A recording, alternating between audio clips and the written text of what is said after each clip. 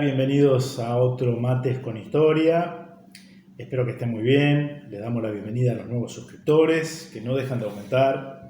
Gracias por difundir este modesto canal, por comentar los videos. Es una forma también de ayudarnos a que aparezca más frecuentemente, ¿no? ¿Se acuerdan que dijimos a comienzo de año que Mates con Historia va a tener la modalidad de que vamos a ir intercalando, domingo a domingo, semana a semana, historia de la Argentina? El otro día aludimos a la figura de Cristóbal Colón, mezclándolo o combinándolo con la historia de la Iglesia. La historia de la Iglesia, también estamos en los orígenes. Y hoy vamos a hablar, retomando la historia de la Iglesia. En el video pasado de Mates con Historia, sobre esta cuestión, analizamos cómo era ese imperio romano al cual se enfrenta o en el cual se da la irrupción del cristianismo. Las características sociales, ¿no?, de una cierta podredumbre en las costumbres, de una clara decadencia moral, espiritual, que lleva como consecuencia el resto de las decadencias, ¿no?, económica, militar, política, y cómo irrumpe el cristianismo. Y de alguna manera dejamos también la idea de que una de las paradojas es que ese marco sociológico dado por el Imperio Romano, particularmente en la ciudad de Roma, pero esto se repetía en las grandes capitales, ¿no?, de provincia, al tiempo que era tan tolerante en cuestiones de ideología o de creencias religiosas, se podía creer prácticamente en cualquier cosa como culto privado, mientras se guardaran exteriormente, públicamente las formas del culto imperial en la persona del emperador. Sin embargo, la tolerancia no va a alcanzar a esta, al comienzo, insignificante secta que eran los cristianos, ¿no? Tenemos que indagar un poquito en esto. ¿Por qué? ¿Por qué particularmente con los cristianos no va a haber misericordia ni piedad? Va a haber persecuciones a lo largo de 3 siglos y medio en el marco del Imperio Romano. Después vendrán otras persecuciones, ¿no? Y eso nos lleva a la figura de los mártires. De los mártires vamos a aludir a aquellos de hace 2000 años. No olvidemos que sigue habiendo mártires cristianos, es decir, que al día de hoy hay cristianos que son asesinados por no renegar de su fe. Te dirán, no, esto ya no pasa más. Los mártires son aquella figura lejana, de los cuales nos queda alguna idea en el marco del Imperio Romano. No, esto acontece al día de hoy. Les doy un ejemplo. La Iglesia Católica ha canonizado, hace poco, el año pasado, ¿no?, a los 21 mártires coptos, que fueron degollados en una playa en Libia hace 15 años, 10 años. Eran de la iglesia copta, que son los cristianos egipcios. Bien, esos 21 mártires jóvenes dieron su vida por no renegar de Cristo hace 10 años, ¿no? Son contemporáneos nuestros y podríamos dar muchos más ejemplos, ¿no? Entonces, esto es para tenerlo en cuenta. Y la paradoja es que esas primeras comunidades cristianas que van dándose en las principales ciudades del imperio, también en Roma, ahí van a morir martirizados San Pedro y San Pablo, en Roma, hacia el año 64, 67, pocos años después de la muerte y resurrección de Cristo, ¿no? Van a aprovechar la infraestructura que daba el Imperio Romano, las rutas, la paz, el comercio, las vías de comunicación, la administración de justicia. En fin, va a haber una estructura administrativa, burocrática, imperial, que va a ser inédita. El mundo nunca había experimentado semejante capacidad administrativa que la tuvieron los romanos, ¿sí? En el próximo Mates con Historia vamos a ver cómo los cristianos van a ser los encargados, 3 siglos después, de rescatar lo bueno que había de Roma y de Grecia. Culturas paganas, sí, pero con semillas de verdad, con estructuras buenas, con algunas cuestiones que eran rescatables para surcar las olas que se avecinaban en la historia de la Iglesia. Entonces, esto favorece la prédica del Evangelio, ¿no? Pero también empiezan los primeros problemas. Vamos a retornar al libro del padre Sáenz, La nave y las tempestades, ¿no? Muy recomendable, por cierto. A ver qué nos dice, ¿no? Sobre estas persecuciones. Él lo analiza de modo muy detallado. No es que se perseguía todo día, toda hora, en todo lugar. No es tan así. Va a haber 3 grandes persecuciones en el siglo I, en el siglo II y en el siglo III. Después va a haber entre ellas espacios o periodos de relativa paz y de relativa calma, en la que las autoridades romanas no molestan a los cristianos. Pero esto va a depender un poco del emperador de turno, ¿no? Entonces va a haber emperadores que se van a tomar en serio, como paganos que eran, de perseguir a estos díscolos, así se los veía un poco, ¿no? Que eran los cristianos.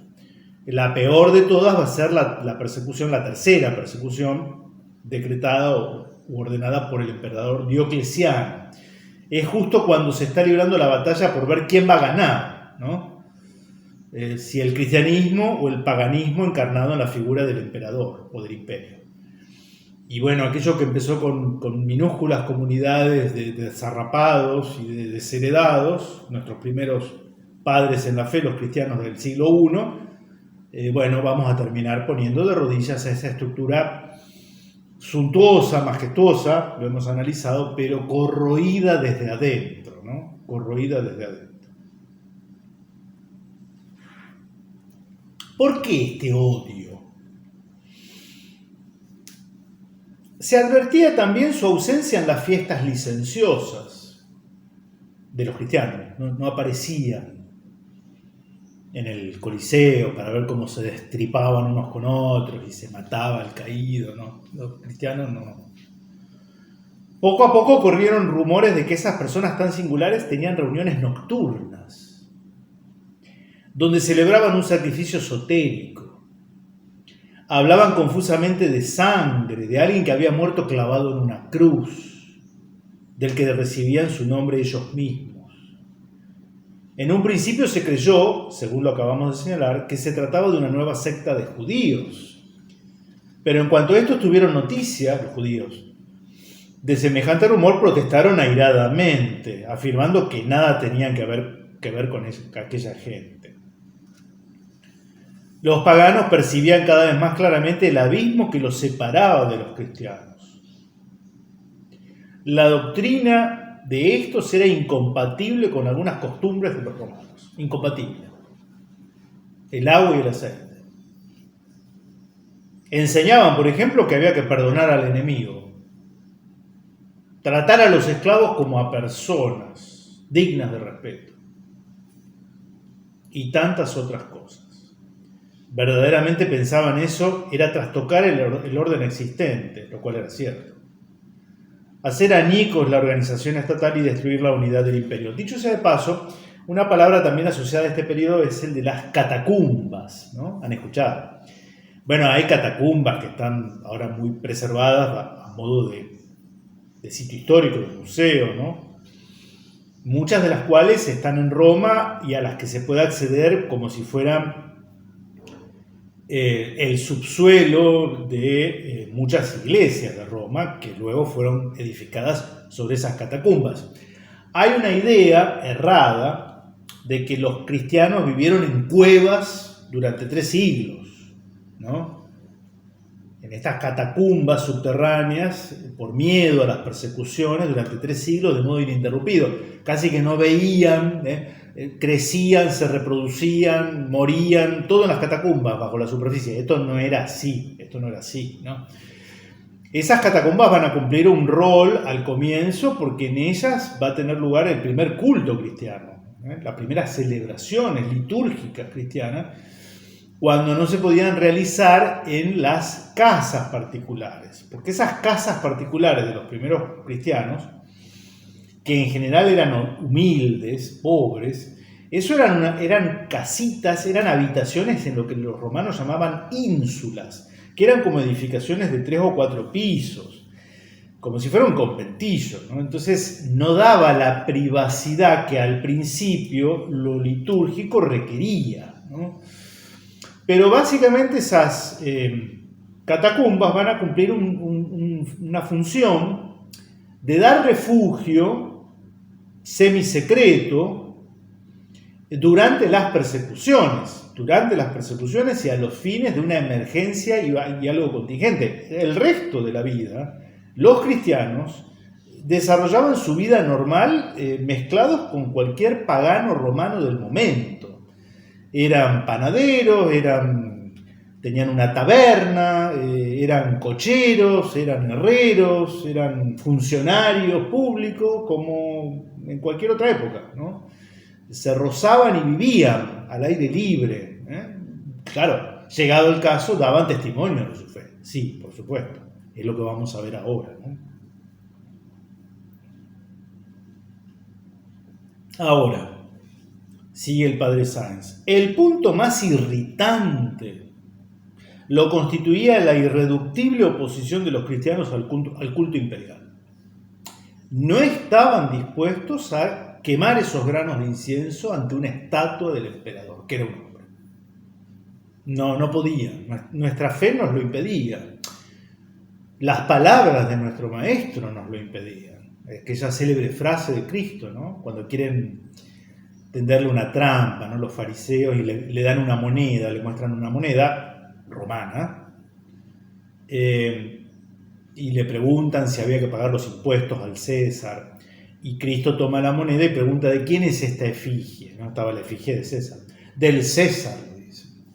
Y entonces Cristo contesta, para desorientación de ellos: dad al César lo que es del César, y a Dios lo que es de Dios.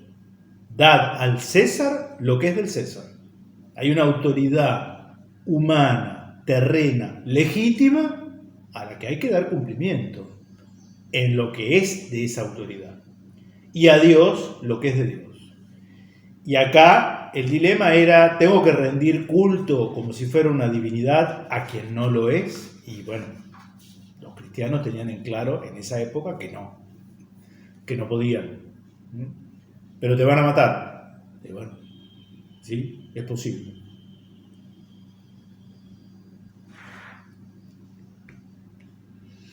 Continuó. El culto imperial se desarrolló así ampliamente durante los 2 primeros siglos, alentados por todos los emperadores, algunos con recelo y casi a pesar suyo, otros de manera desembosada y complaciente. Recordemos que para los hombres de la ciudad antigua se era ciudadano en la misma medida en que se participaba en el culto cívico. O sea que si uno no participaba, uno estaba fuera de la idea de polis griega o de ciudadanía romana. Dicha tesitura no fue, pues, el fruto de una astuta maniobra política, sino algo plenamente aceptado, hasta con gratitud, por todos los pueblos sometidos a Roma. En este sentido, la lealtad que los súbditos debían al emperador no era un gesto meramente político, sino propiamente religioso. Vimos la clase pasada, perdón, el video pasado. Bueno, en fin, me confundo a veces.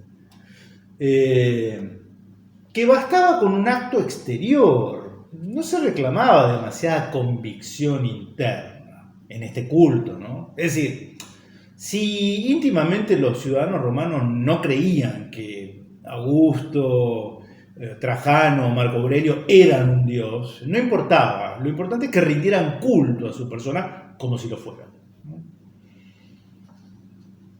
Esta concepción político-religiosa encierra no poco de nobleza. Fíjense lo que dice acá el padre Sáenz. Máxime si se la compara con la del liberalismo actualmente en vigor.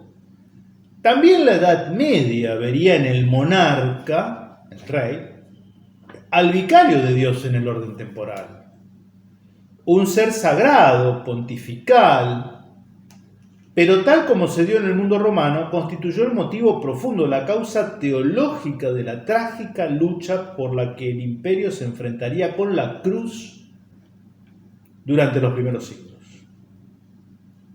Una religión identificada con el orden inmanentista y con la felicidad material no era la que Cristo vino a traer al mundo. Esa ciudad no era la ciudad de Dios.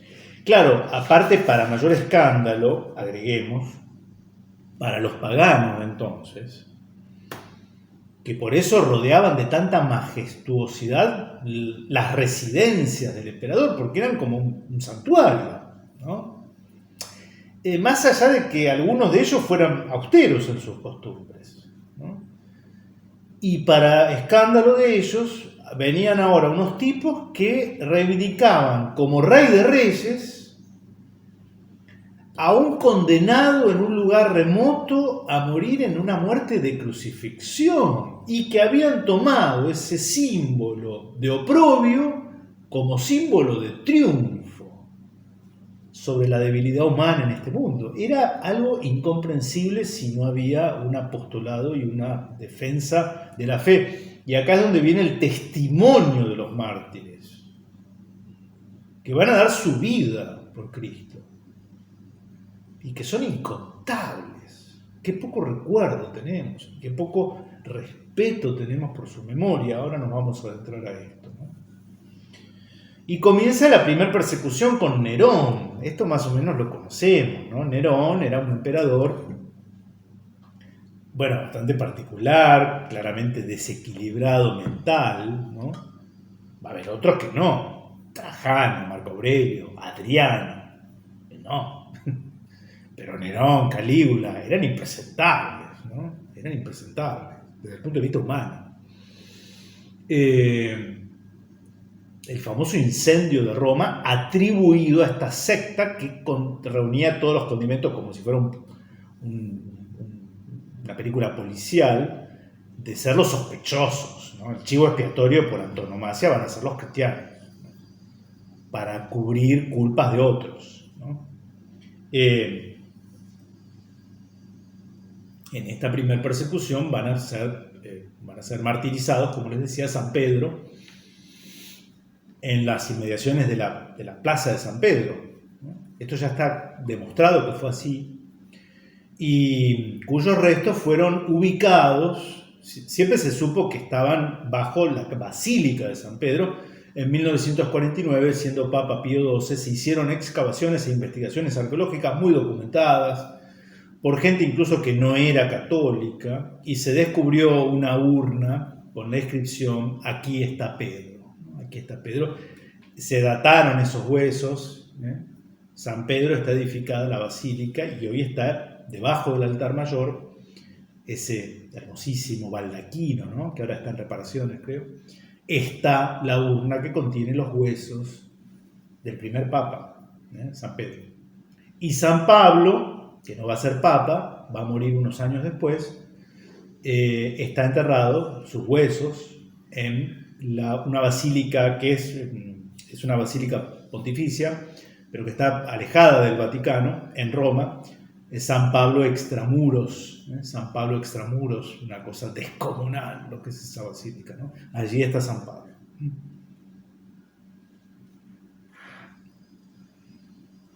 Las primeras medidas contra los cristianos se tomaron durante el reinado de Nerón. Tácito, un historiador, nos ofrece una puntual relación de los sucesos. El 19 de julio del año 64, nos relata, se declaró en Roma un incendio espantoso. Los incendios eran frecuentes en Roma, ya que muchas casas de esa ciudad superpoblada, sobre todo en los suburbios, eran de madera. En esta ocasión estalló en el barrio del Circo Máximo, en que había numerosos comercios, especialmente de productos comestibles, desde donde se extendió pronto a toda la región que rodeaba el Palatino y el Celio, dos de los montes, ¿no? Las colinas. Las llamas avanzaban por las calles mientras la gente huía despavorida.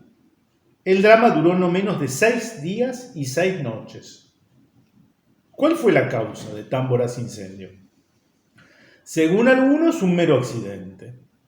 Se habló también de una posible operación de urbanismo en orden a barrer con la parte pobre de la capital, de modo que luego pudiese ser convenientemente reedificada. Sea lo que fuere, la gente busca un responsable. Y acá relata, cómo es que empiezan a circular las versiones.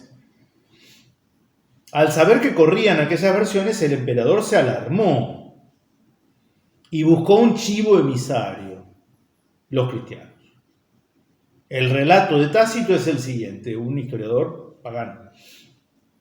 Para callar los rumores sobre el incendio de Roma, Nerón señaló como culpables a unos individuos odiosos por sus abominaciones a los que el vulgo llama cristianos. Ese nombre les venía de Crestos, el cual durante el reinado de Tiberio fue condenado al suplicio por el procurador Poncio Pilato. Interesante este dato, me voy adelantando a otra cuestión, porque fíjense que Tácito menciona a Poncio Pilato, ¿no? Que es el pretor que condena a muerte a Cristo. Muchos críticos, muchos no creyentes, muchos enemigos de la Iglesia Católica ponen en duda la veracidad de estos hechos, ¿no? De que todo es mito y leyenda, es un invento. Es un invento, Cristo, María, los apóstoles, los mártires, son todos inventos. No. Está todo muy documentado. No solo está documentado por los discípulos, que uno diría, es lo lógico, ¿no? Si son parte de una maquinaria aceitada de mentira y de mito, deben ser los más interesados en que todo cierre, en que la mentira cierre. No, es que está documentado por los enemigos de los cristianos, que dejaron también testimonio. Quiero decir con esto, de la antigüedad, Cristo y su vida pública en Jerusalén durante 3 años debe ser uno de los personajes históricos más documentados de los que tengamos registro. ¿Se entiende? O sea, si no creemos que esté documentada la existencia real de Cristo hace 2000 años, entonces tenemos que desconfiar de todo. ¿Por qué no desconfiar de Alejandro Magno, por ejemplo? ¿Por qué? Porque Alejandro Magno lo acepto. Los faraones de Egipto también lo acepto. Pero tengo mis dudas respecto a la existencia de Cristo. A ver, ¿por qué esta doble vara?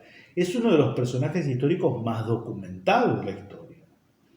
Esa pasión, ese proceso que se le sigue también, por fuentes propias y por fuentes contrarias. Este es un ejemplo. Tácito, un historiador del siglo I que no tiene nada de cristiano, menciona al procurador Poncio Pilato. No era un invento, existió Poncio Pilato. Si existió Poncio Pilato, pudo haber existido ese crimen, ¿no? Ese juicio me refiero. Comenzaron entonces las redadas. A la iglesia esta situación la tomó enteramente de sorpresa, no habiendo podido preparar a los suyos para tales circunstancias. El hecho es que se llenaron de cristianos las prisiones. Los detenidos fueron torturados y no pocos de ellos decapitados o crucificados en el circo de Nerón, que se encontraba entonces en el actual emplazamiento de la Basílica de San Pedro. Ahí donde está la pirámide, esa pirámide que está en el centro de la Plaza de San Pedro, era la pirámide traída de Egipto, en una pirámide traída de Egipto, que estaba en el centro del circo de Nerón. Tácito nos refiere que muchos fueron envueltos en pieles de animales para ser luego utilizados como presas de caza o acabasen despedazados por las fieras.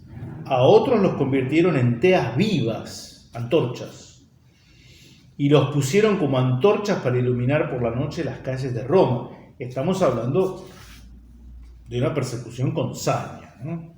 Cruel. Claramente para dar un escarmiento a otros, ¿no? Continúa el padre Sáenz. Los sucesores de Nerón, los emperadores Galba, Vespasiano y Tito, no molestaron a los cristianos, Pero al subir al poder Domiciano, quien gobernaría del 81 al 96, estalló la segunda persecución. Y acá se da un poco unos cambios, la iglesia está más preparada. Se dio una situación bastante curiosa, a mí como abogado me interesan estos detalles. ¿Cómo puede sortear esa primer clandestinidad del mejor modo posible esos primeros grupos de cristianos, teniendo en cuenta que no son bien vistos por la comunidad entonces? Se constituyeron como asociaciones que regenteaban, que administraban sus propios cementerios. Esto la ley romana lo permitía, es decir, permitía que un grupo de particulares se asociaran y administraran un camposanto, un cementerio, que había muchos en Roma, en las afueras, en lo que entonces era la ciudad imperial, y las primeras comunidades cristianas se asocian ante la ley, me refiero, ¿no? de modo oficial, como asociación civil que administraba los primeros cementerios, donde aparte de ellos buscaban ser enterrados, ¿no?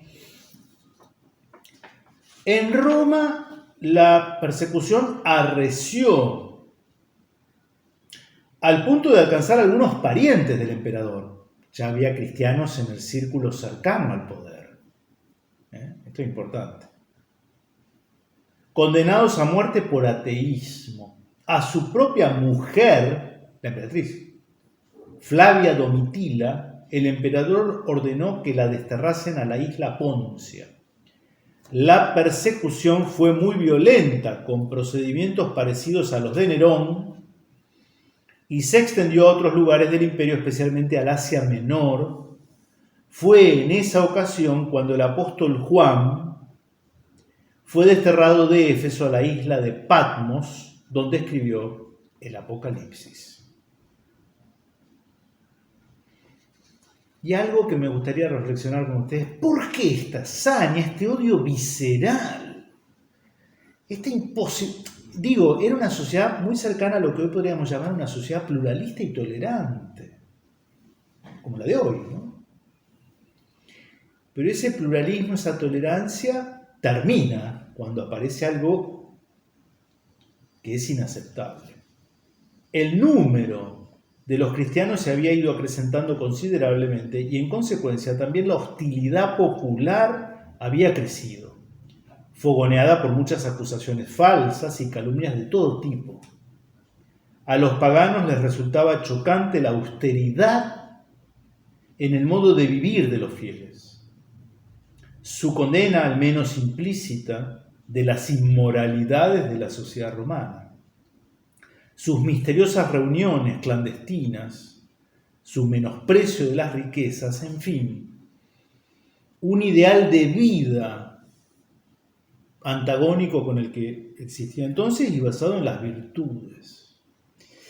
Y esto es lo que nos lleva un poco a reflexionar, ¿por qué tanta hazaña? Porque finalmente quien vive en la corrupción y en el pecado de la carne sobre todo, y es consciente de ello,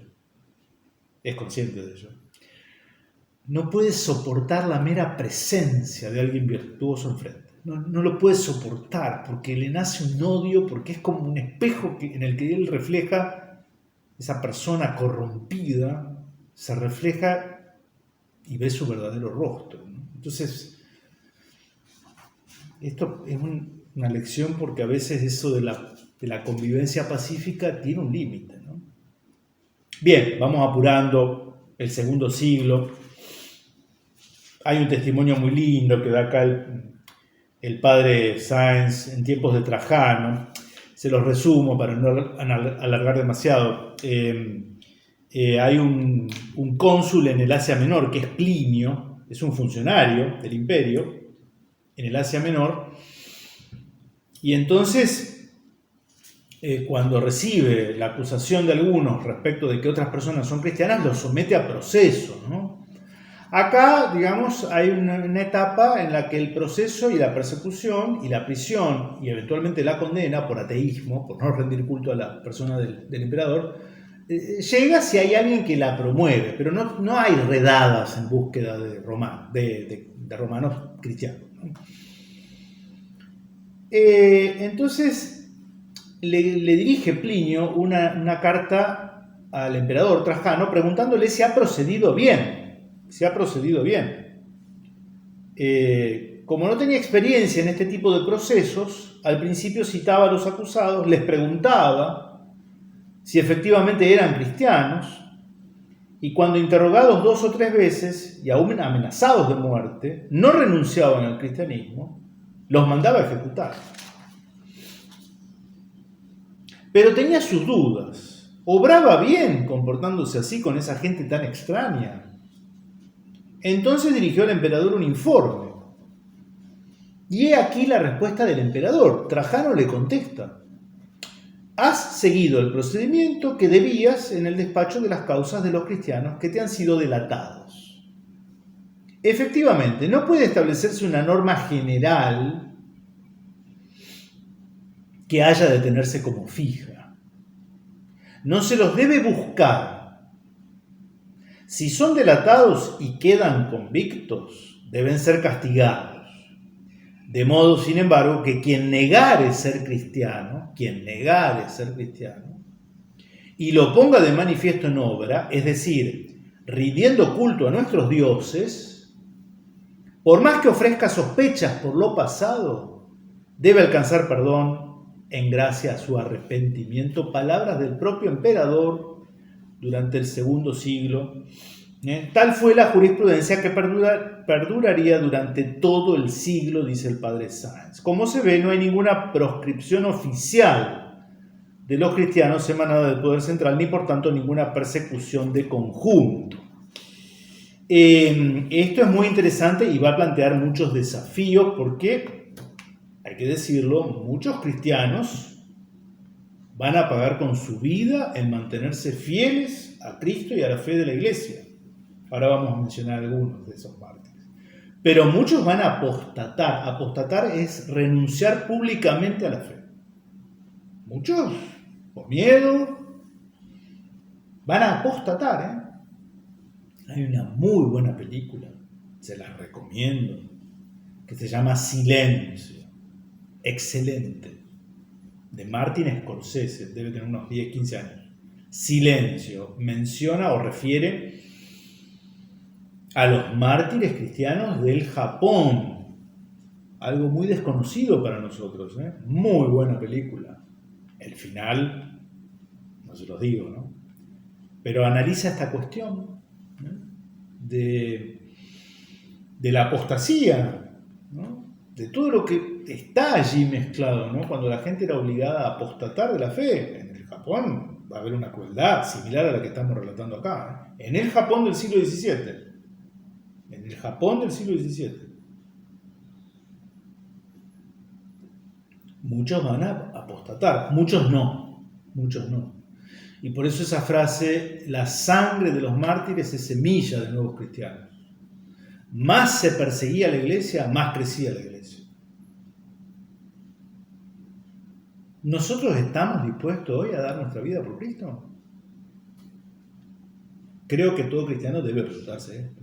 ¿Yo estoy dispuesto a morir con tal de no renegar? No sé. ¿Estoy dispuesto a rezar el rosario en la calle? ¿A bendecir la mesa en un lugar público? ¿Estoy dispuesto a eso? ¿O me da vergüenza? No lo hago. Pues si no hago eso, ¿voy a dar la vida por Cristo? No sé. Creo que debemos preguntarnos, porque no sé si ven ustedes la similitud con aquellas épocas en cuanto al desafío. Estos mártires, cuyos nombres son extensísimos, yo menciono algunos. San Sebastián, soldado romano, se representa su imagen atravesado a flechazos, ¿no? Todos los van a matar de modos horrendos, los van a torturar. Esto habla de ese odio visceral del paganismo que endiosaba la figura del emperador, y para lo cual era incompatible la existencia de los cristianos. San Policarpo, obispo de Esmirna también. A muchos de estos mártires se los menciona en la misa, si el cura utiliza el canon romano. No me estoy refiriendo a una misa prohibida de las que ahora cuesta tanto encontrar. No, es la misa habilitada. En la plegaria eucarística el sacerdote, el celebrante puede utilizar distintas fórmulas. El canon romano es la más antigua, está vigente y es la más rica de las plegarias eucarísticas, modesta opinión personal, ¿no? Claro, alarga un poco la misa, entonces vieron que ahora algunos curas la quieren hacer rápida para no aburrir a los fieles, entonces usan la fórmula más corta. En el canon romano, que le pueden pedir a cualquier cura, díganselo al párroco de su confianza, ¿podés celebrar una misa con el canon romano? Que hay un loco ahí que tiene un canal de historia que nos dice que ahí hay que leer el nombre de muchos de los mártires. Muchos son nombrados allí, ¿no? Santa Inés, Águeda, Lucía. Santa Inés era una jovencita, es patrona de los adolescentes. Como no estaba dispuesta a perder su castidad, la condenan a convivir en un prostíbulo en Roma.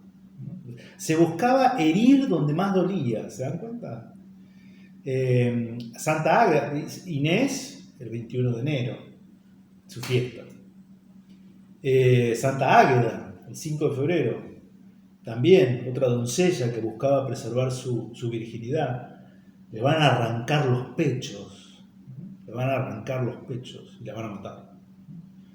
Cecilia, Lucía, Felicidad y Perpetua, o Felicitas y Perpetua, eran romanas de la zona norte de África, lo que serían las inmediaciones de la ex Cartago, ¿no? Cartagineses. Eran una señora de alta alcurnia, muchachas jóvenes, ¿no? Y su criada, su sirvienta. También son acusadas de ser cristianas, no renuncian a la fe en Cristo y pagan con su vida.